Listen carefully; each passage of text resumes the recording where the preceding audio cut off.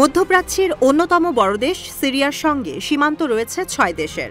এরই সুযোগ নিয়ে সিরিয়ার দক্ষিণ পশ্চিমাঞ্চলের বেশ কিছু এলাকা দখল করে নিয়েছে ইসরায়েল। বাফার জোন উপেক্ষা করে কৌশলগত গুরুত্বপূর্ণ স্থান মাউন্ট হেরমানের নিয়ন্ত্রণ এখন আইডিএফের হাতে। ৯,২৩২ ফুট উঁচু পর্বতটি থেকে রাজধানী দামেস্কের অবস্থান মাত্র ৩৫ কিলোমিটার। এমন পরিস্থিতিতে নতুন কৌশল অবলম্বন করলেন আহমেদ আল শারা।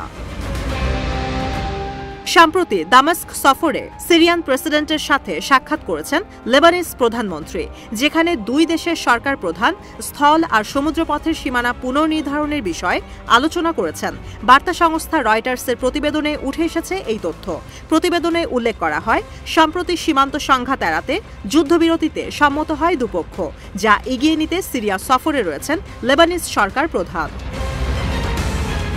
প্রধানমন্ত্রী নওয়াফ সালাম এক বিবৃতিতে জানান, সফরের ফলে দুই দেশের সম্পর্কে শুরু হয়েছে নতুন অধ্যায়। পারস্পরিক সম্মান ও বিশ্বাস পুনর্স্থাপনের মাধ্যমে ভালো প্রতিবেশীতে পরিণত হবে দুই দেশ। সীমানা পুনর্নির্ধারণ ছাড়াও অর্থনৈতিক ক্ষেত্রে সহযোগিতার বিষয়েও ফলপ্রসূ আলোচনা হয়েছে। দুটি দেশের দক্ষিণাঞ্চলে লেবাননের সঙ্গে সীমান্ত সংযোগ রয়েছে। বিশ্লেষকদের ধারণা, দখলদারদের বিতাড়িত করতে ইসরায়েলের ওপর যৌথ হামলা চালাতে পারে লেবানন ও সিরিয়া, যা বাস্তবায়ন হলে কেঁপে উঠতে পারে নেতানিয়াহুর মসনদ। দ্বিমুখী হামলা পরিচালনায় সবচেয়ে বড় বাধা অর্থনৈতিক অবস্থা। বাশার আল আসাদ সরকার পতনের পর এখনও ঘুরে দাঁড়াতে পারেনি যুদ্ধবিধ্বস্ত সিরিয়া। বিশ্ব ব্যাংক সহ বিভিন্ন দাতা গোষ্ঠীর কাছ থেকে নেয়া বিপুল পরিমাণ ঋণ সুদে আসলে বাড়ছে প্রতিনিয়ত। এমন পরিস্থিতিতে সিরিয়ার পাশে দাঁড়ালো সৌদি আরব।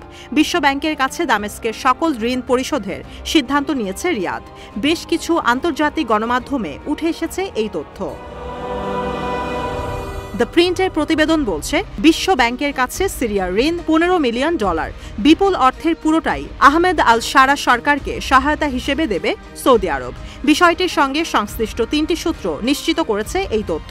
দেশ পুনর্গঠনের পাশাপাশি পঙ্গু হওয়া পাবলিক সেক্টর চাঙ্গা করার লক্ষ্যে নেওয়া হয়েছে এই সিদ্ধান্ত, যা বাস্তবায়ন হলে নতুন সিরিয়ায় প্রথম বিদেশি সাহায্যকারী হিসেবে লেখা হবে সৌদি আরবের নাম। সৌদির অর্থ মন্ত্রণালয়ের মুখপাত্র জানিয়েছেন, গুঞ্জন নিয়ে কোনো মন্তব্য করা হবে না, বরং আনুষ্ঠানিক রূপ পাওয়া মাত্রই দেয়া হবে ঘোষণা। এদিকে সিরিয়ার সরকারি কর্মীদের বেতন ভাতা প্রদান ও গ্যাস সরবরাহের জন্য পরিকল্পনা ঘোষণা করেছে কাতার।